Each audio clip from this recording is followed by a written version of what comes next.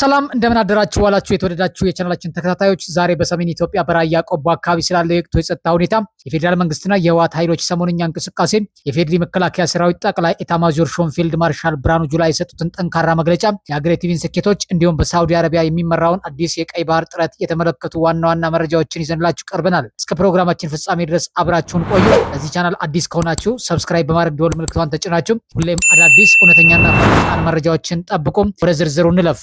ወደ መጀመሪያው ዝርዝር መረጃችን ስናመራ በራያ ቆቦና በደላንታ አካባቢ ያለው የወቅቱ የጸጥታ ሁኔታ ምን ይመስላል? በሰሜን ወሎ ዞን ራያ ቆቦ ወረዳ ጮቢ በር በተባለ አካባቢ ዛሬ ነሐሴ 9 ቀን ከጠዋቱ 1 ሰዓት ተኩል ጀምሮ የከባድ መሳሪያ ድምጽ ሲሰማ መዋሉን የአካባቢው ነዋሪዎች ገልጸዋል። በራያ ቆቦና በራያ አላማጣ አቅጣጫ በሚገኙት ጮቢ በርና አዲስ ቅኝ አካባቢዎች ሲሰማ የነበረው ተኩስ በኋላ ላይ የቀነሰ ቢሆንም በተመሳሳይ ዋጃ አካባቢም ትላንት ምሽት ለደቂቃዎች የቆየ የተኩስ ድምጽ ተሰምቶ እንደነበር ተጠቁሟል። በተጨማሪም በደላንታ ወረዳ ገሬና ፀሐይ መውጫ በተባሉ ስትራቴጂካዊ ቦታዎች የህወሓትና የተባባሪዎቹ ታጣቂ ኃይሎች በብዛት ተሰብስበው መታየታቸውን የደረሱን የመረጃ ምንጮች ያመለክታሉ።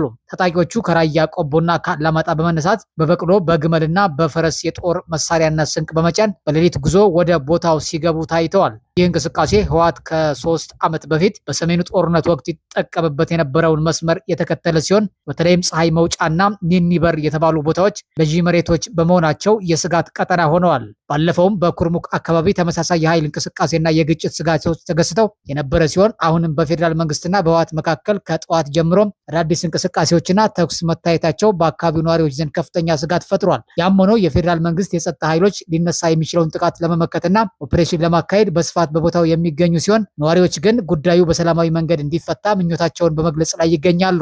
ወደ ሁለተኛው ዝርዝር መረጃችን ስናመራ የፊልድ ማርሻል ብርሃኑ ጁላ መግለጫና የወቅቱ የአቋም መግለጫ እንመለከታለን። ከዚሁ ጋር ተያይዞ የፌዴሪ መከላከያ ሰራዊት ጠቅላይ ኤታማዦር ሹም ፊልድ ማርሻል ብርሃኑ ጁላ በልዩ ዘመቻዎች እዝ የ2018 በጀት ዓመት የማጠቃለያ መድረክ ላይ ተገኝተው ጠንካራ መልእክትን አስተላልፈዋል። ፊልድ ማርሻል ብርሃኑ ጁላ ሲናገሩ ባንዳዎች ለሆዳቸው ሲሞቱ እኛ ለሀገር ሱባኤና ሉዓላዊነት እንሞታለን ብለዋል። ኤታማዦር ሹሙ በመግለጫቸው ያነሷቸው ዋና ዋና ነጥቦች የልዩ ዘመቻዎች እዝ ለሀገር አደጋዎች ፈጣን ምላሽ በመስጠትና የጠላቶችን ስጋት አስቀድሞ በማክሸፍ ረገድ የመከላከያ ዋና ስትራቴጂካዊ መካከለኛ ኃይል መሆኑን ገልጸዋል። ህወሓትና ሻዕቢያ በባዕዳን ስትራቴጂ ስር ተሰልፈው ኢትዮጵያን ለማዳከም የጠነሰሱት ሴራ በሰራዊታችን ጽናትና ጀግንነት መክሸፉንም ተናግረዋል። ህወሓትና ሻዕቢያ የኢትዮጵያን ብሔራዊ ጥቅም አሳልፈው በመስጠት ሀገራችን የባህር በር እንዳይኖራት የሰሩም የክህደት ኃይሎች መሆናቸውን አብራርተዋል። ኢትዮጵያ በጀግኖች ልጆቿ እየተጠበቀች የጀመረችውን ብልጽግናና የእድገት ጉዞ ወደፊት ትቀጥላለች ሲሉም አረጋግጠዋል።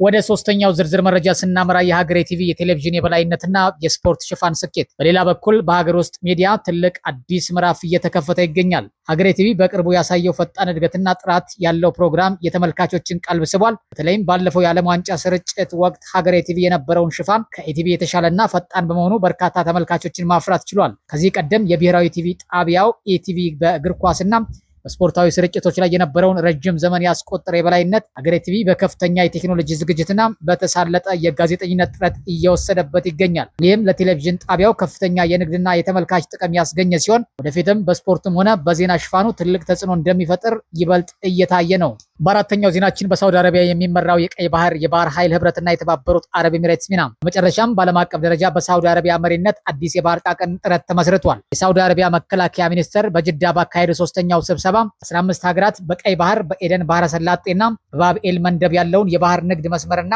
የመርከቦች እንቅስቃሴ ደህንነት ለመጠበቅ የሚያስችል ስምምነት ተበርክቷል። በዚህ ጥረት ውስጥ 13 ሀገራት ቻርተሩን የፈረሙ ሲሆን ሳውዲ አረቢያ ስብሰባውን በሊቀመንበርነት፣ ፓኪስታን ደግሞ በምክትልነት ትመራዋለች።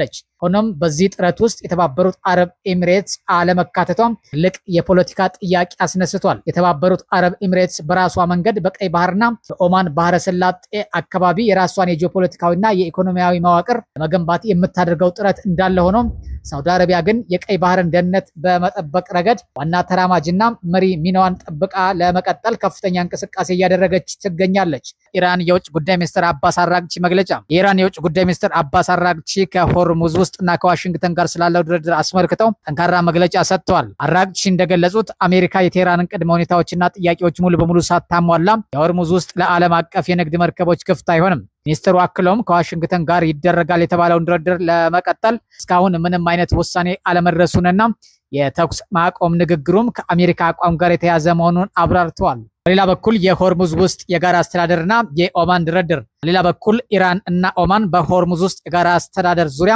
የሚያደርጉት ውይይት በጥሩ ሁኔታ እየሄደ መሆኑና በቅርቡም የመጨረሻ ውሳኔ ላይ ሊደርስ እንደሚችል ተገልጿል። ነገር ግን አባስ አራግቺ እንደተናገሩት ከኦማን ጋር የሚደረገው የጋራ የባህር ውስጥ አስተዳደር ንግግርና አሜሪካ ጋር ያለው የተኩስ አቁም ድርድር ሙሉ በሙሉ የተለያዩና የተነጠሉ ጉዳዮች ናቸው። ኢራን በሆርሙዝ ውስጥ ላይ ያላትን ስትራቴጂካዊ የበላይነት በመጠቀም አሜሪካንና ምዕራባውያንን ጫና ውስጥ ለመክተት እየሰራች ይገኛል። የጂኦፖለቲካዊ ተጽዕኖና የዓለም ኢኮኖሚ ስጋት። የሆርሙዝ ውስጥ በዓለም አቀፍ የነዳጅ ንግድ ውስጥ ዋናውና ወሳኙ መተላለፊያ መስመር በመሆኑ ቀጠና መዘጋቱ በዓለም አቀፍ የነዳጅ ዋጋ በባህር ትራንስፖርት ላይ ከፍተኛ ስጋት ደቅኗል። አሜሪካና አጋሮቿ መስመሩ እንዲከፈት ጫና እያደረጉ ቢሆንም ኢራን ግን የወታደራዊና የፖለቲካ ጥያቄዎቿ ካልተመለሱ በስተቀር በሩ እንደማይከፈት በግልጽ አስታውቃለች። ውድ የቻናላችን ቤተሰቦች የዛሬው የዜና ትንታኔያችን ይህን ይመስል ነበር። ዓለም አቀፍና ከአገር ውስጥ ዜናዎች የትኛው ላይ ሀሳብ አላችሁ? ሀሳባችን በኮሜንት መስጫ ሳጥኑ ላይ አስፈሩልን። ሁሌም ፈጣን እውነተኛና አዳዲስ መረጃዎች